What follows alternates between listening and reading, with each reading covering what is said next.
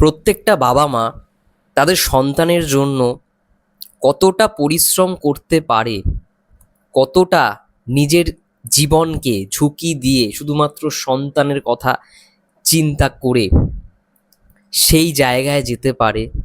সত্যি যাদের বাবা মা আছে তারা হয়তো বুঝতে পারে না এখন, কিন্তু তারা যখন চলে যায় তখন তাদের রিয়েলাইজ হয়, তখন তারা অনুভূতিটা বুঝতে পারে যে বাবা মা থাকার যেই ভালো বিষয়টা বা থাকলে যে জিনিসটা সন্তানদের বুঝতে দেয় না, সেই জিনিসটা সবাই অনুভব করতে পারে তাদের চলে যাওয়ার পরে।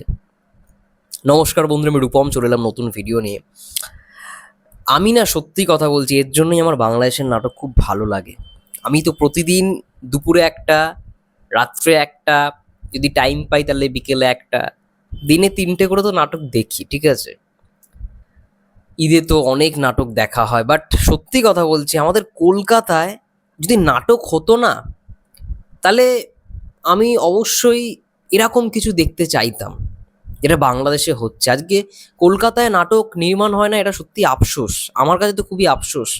শর্ট ফিল্ম হয়, ওই শর্ট ফিল্ম আর নাটক বলতে গেলে একই ক্যাটাগরির মধ্যেই পড়ে, বাট আমি নাটকের মধ্যে যে কোয়ালিটি পাই বস, আমি সিনেমার থেকে কম কিছু পাই না।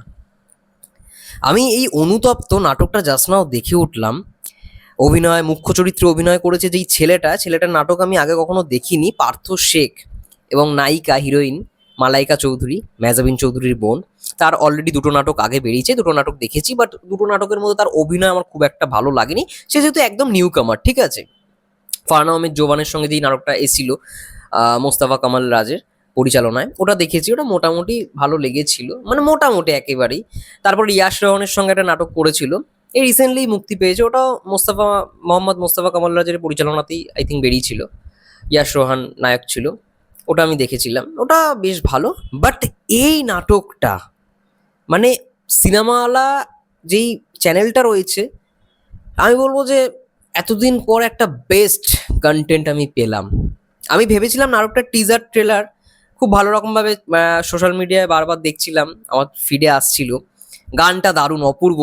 ভালোবাসা যদি চোখে দেখা যেত, হতো ঠিকই তোরই মতো।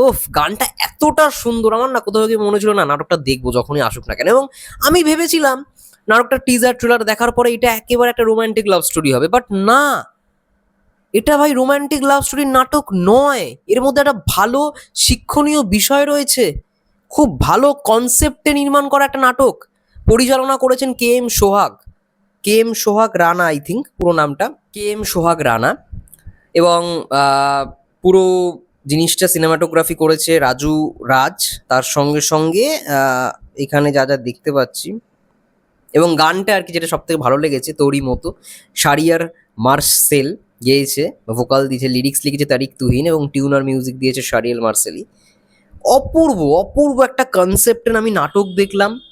মানে আমি যদিও বা একটুখানি মানে গল্পটা বলতে হয় বলে বলছি এখানে। ইন্তেকাব দিনার আমার খুব পছন্দের একজন অভিনেতা।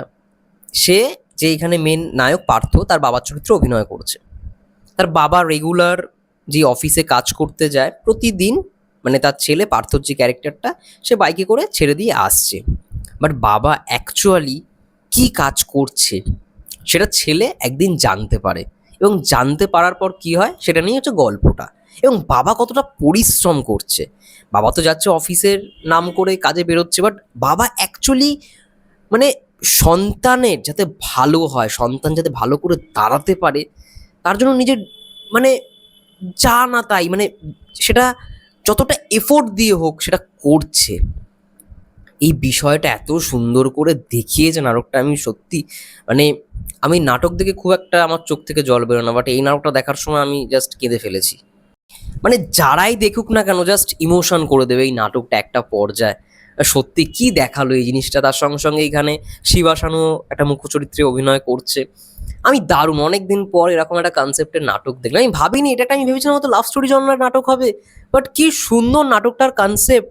এইখানে পার্থ যে বন্ধু চরিত্রে অভিনয় করছে, তাকে অনেক নাটকে আমরা দেখতে পাই, সেও এত সুন্দর একটা ক্যারেক্টার প্লে করেছে। পার্থ বেশ ভালো, মানে তার বাবা কি করছে, তার বাবাকে যখন দেখছি এরকম পরিশ্রম করতে, তার কোথাও গিয়ে মনে হয়েছে না, তাকেও কোথাও গিয়ে দাঁড়াতে হবে, ওই যে জায়গাটা, তারপরে একটু কম্প্রোমাইজেশন। আমার মনে পড়ে গেল বড় ছেলের কথা। বড় ছেলেতে মানে এমন একটা বিষয়, এমন একটা কনসেপ্টের উপর বড় ছেলে নাটকটা তৈরি হয়েছিল, মিজানুর রহমান আরিয়ান বানিয়েছিল, মেহজাবিন চৌধুরীকে তখন দেখেছিলাম। মানে অপূর্বর যে ক্যারেক্টারটা, মানে বাড়ির জন্য, বাড়ির পরিস্থিতি খারাপ বলে সে নিজের প্রেম ভালোবাসাটাকে কম্প্রোমাইজ করেছিল, যাতে বাড়ির লোকের কোনো প্রবলেম না হয়, বাড়িতে যে রোজগারটা দেওয়ার কথা সেটা যেন সে দিতে পারে, তার জন্য যতটা কম্প্রোমাইজেশন দরকার সে করেছে। এবং সে এই দিকটাও চিন্তা করেছে যে হ্যাঁ, তার সঙ্গে কোথাও গিয়ে মেহজাবিন চৌধুরীর যে ক্যারেক্টারটা, সে কোথাও গিয়ে মানানসই না, মানে সেই ক্লাসটা বা সেই লেভেলটা যাচ্ছে না তার সঙ্গে, সেটা রিয়েলাইজেশনটা হয়েছিল তার। তো মানে ওরকম কনসেপ্টেরই এই নাটকটা অনুতপ্ত। আমার খুব ভালো লেগেছে, মানে সত্যি কথা বলছি, এত ভালো লাগবে আমি সত্যি আশা করে বসিনি। আমার নাটক দেখতে ভাল লাগে, আমি সেই জন্য আমি দেখতে বসি না, একটা রোমান্টিক লাভ স্টোরি নাটক দেখবো যেরকমটা দেখে থাকি, তো সেরকমই। বাট এত সুন্দর কনসেপ্ট, ইন্তেখাব দিনার স্যার, ওফ বাবা, জাস্ট ফাটিয়ে দিয়েছে। তার অভিনয় সত্যি মানে যখনই দেখি না, মানে একটা আলাদাই, মানে কি বলবো, তার অ্যাটিটিউড, মানে তার যে ভঙ্গিমা, এক্সপ্রেশন যাকে বলা হয়, যে কোনো মানে তার ক্যারেক্টারের মধ্যে এত সুন্দর এক্সপ্রেশন, জাস্ট ফ্যাবুলাস। আমি বলবো যে ফ্যাবুলাস এক কথায়, খুব সুন্দর, খুব সুন্দর। আমি সবাইকে রিকোয়েস্ট করব যে মানে মা বাবা যতদিন আছে তাদের যেই মূল্যটা দেওয়া উচিত আমাদের, সেটা দাও, ঠিক আছে? চলে গেলে তখন মনে হবে যে মা, এই জায়গাটা পুরো ফাঁকা হয়ে গেল, যে জায়গাটা কোথাও গিয়ে ছিল পুরোপুরি ফাঁকা হয়ে গেল, তখন সেই তোমাদের মনে হবে মামা যতদিন তারা ছিল মানে ততদিন আমি মূল্যটা দিতে পারলাম না, আর ততদিন তাদের ভালোবাসাটা দিতে পারলাম না, বা ততদিন তাদের জন্য যে করণীয়টা সেটা করতে পারলাম না, এখন আর কান্নাকাটি করে কি হবে, এটাই আর কি। এবং বাবা কি জিনিস, ওফ, মানে সত্যি বাবা হচ্ছে আমাদের জীবনে একটা বট গাছ, সবসময় ছায়া দিয়ে রাখে, ঠিক আছে, কখনো রোদ আসতে দেয় না। এখানে ইন্তেখাব দিনের ক্যারেক্টারটা দেখলে তোমরা বুঝতে পারবে, এই ক্যারেক্টারটা এতটা ইমোশন করে দেবে একটা পর্যায়ে, ফ্যাবুলাস, ফ্যান্টাস্টিক। এবং মালাইকা চৌধুরী এখানে যেটুকুনি তাকে দেওয়া হয়েছে রোল, সে ভালো রকমই প্লে করেছে, ঠিক আছে, খুব ভালো। আই থিঙ্ক আরও ইমপ্রুভ করবে ভবিষ্যতে। এবং পার্থর যে ক্যারেক্টারটা, সেও খুব ভালো, খুব ভালো অভিনয় করেছে। তার আমি আগে কখনো নাটক দেখিনি, তো এই প্রথমবারই নাটক দেখলাম। কে এম সোহাগ রানারও আমি আগে তার ডিরেকশনের নাটক দেখেছি কিনা আমি বলতে পারবো না, বাট এইটা সত্যি মানে অসাধারণ একটা নাটক, অসাধারণ কনসেপ্টের একটা নাটক দেখলাম, ফ্যান্টাস্টিক। আমি 5-এ 5 দিতে চাই এই নাটকটাকে রেটিংসে। তোমরা যারা যারা দেখোনি, হাইলি রিকমেন্ড করছি নাটকটা দেখো, ঠিক আছে? তারপরে কমেন্টে এসে জানিও তোমাদের কেমন লাগলো। ততক্ষণের জন্য সবাই ভালো থেকো, সুস্থ থেকো, টেক কেয়ার।